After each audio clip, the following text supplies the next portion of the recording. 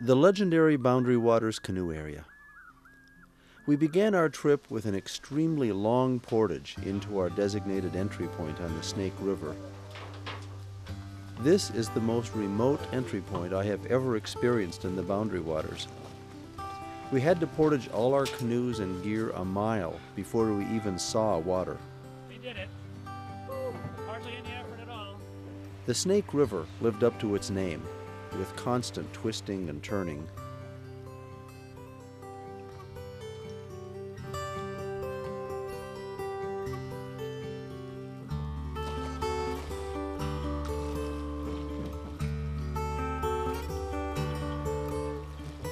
It then opened up into a grassy estuary. It was all quite beautiful.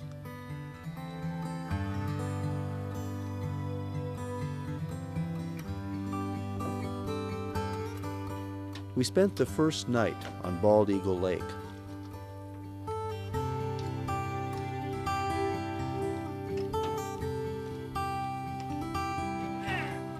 David. Wow, David. This is yours. That night, and most nights we were in the Boundary Waters, we watched the planet Mars arise over the horizon after dusk. Later that evening, a thunderstorm came through. We were warm and dry.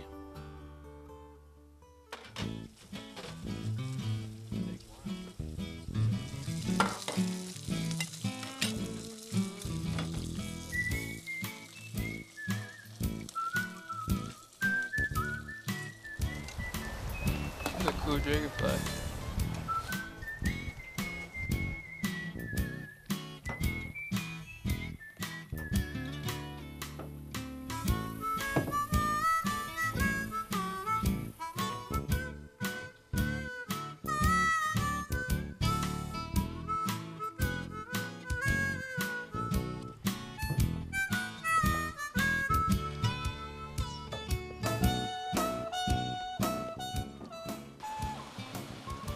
Later, we crossed some small rapids into Gabbro Lake.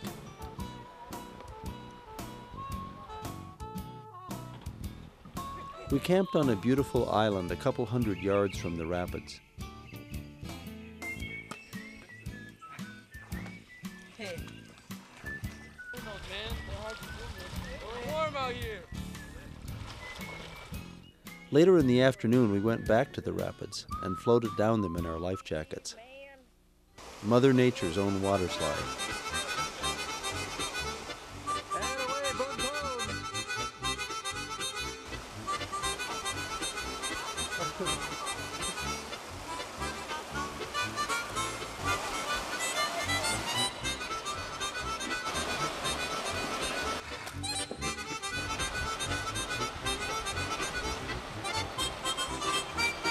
Hey, turn left now, James. Keep swimming. Go, go.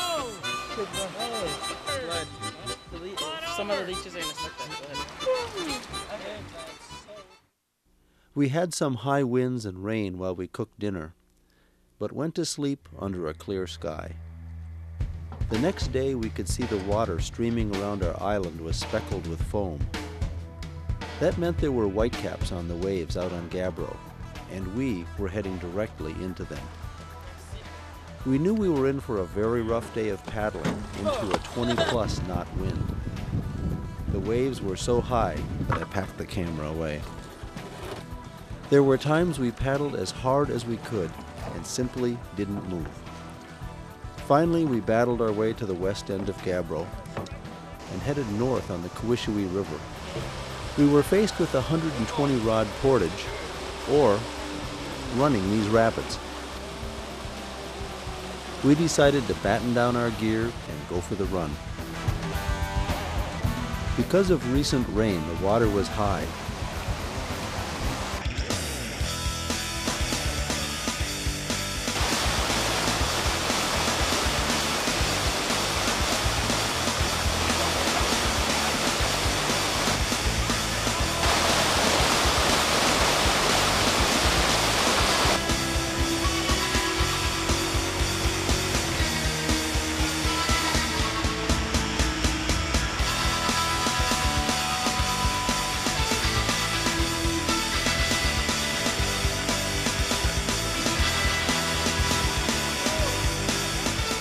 and for a good half-mile we dogged the canoes over rocks and under deadfalls.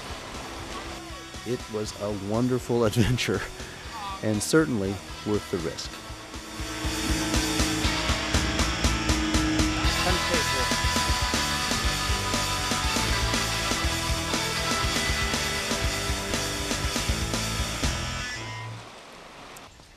That night, we camped on a beautiful point on the south side of the Kawishwe.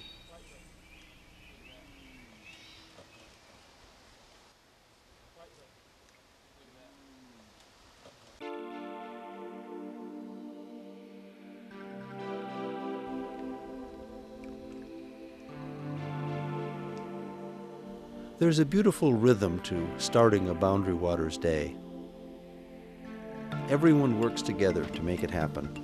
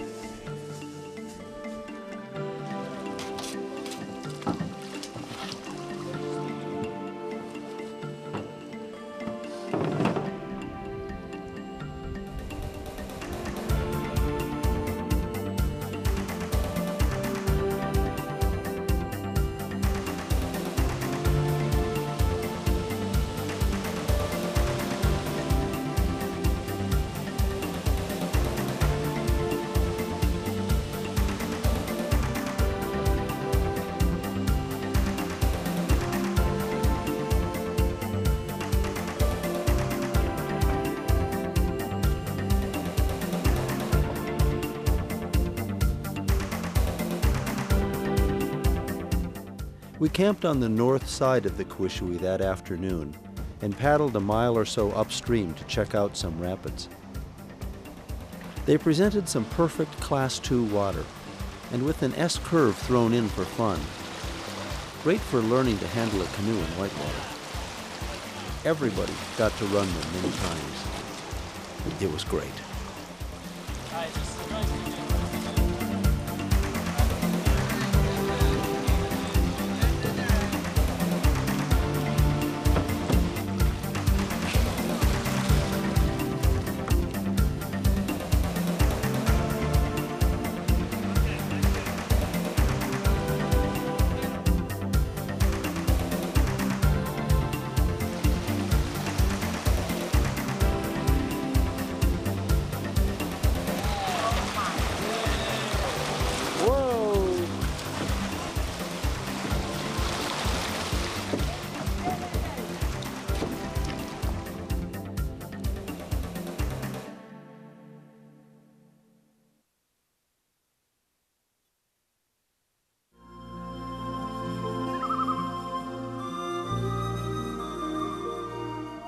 On Saturday, we awoke knowing that at the end of the day, we would be sleeping in our own beds again.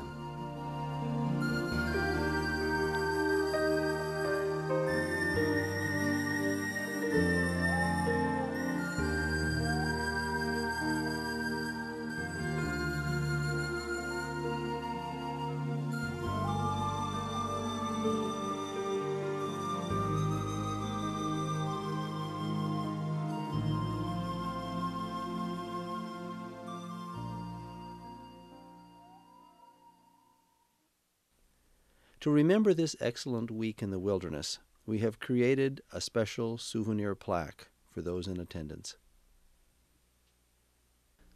On our way back from the BWCA, we stopped at the Sudan Underground Iron Mine State Park. We traveled over 2 miles down into the ground in the elevator and then in ore cars back to the mining face.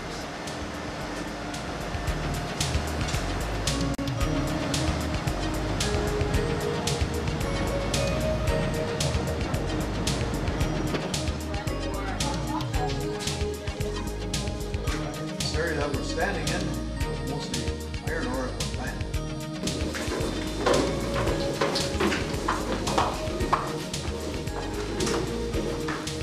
The loader here runs on compressed air, so it's kind of noisy like the drills. And it's like a little front end loader, you got a bucket on. This was an excellent educational conclusion to our Boundary Waters week.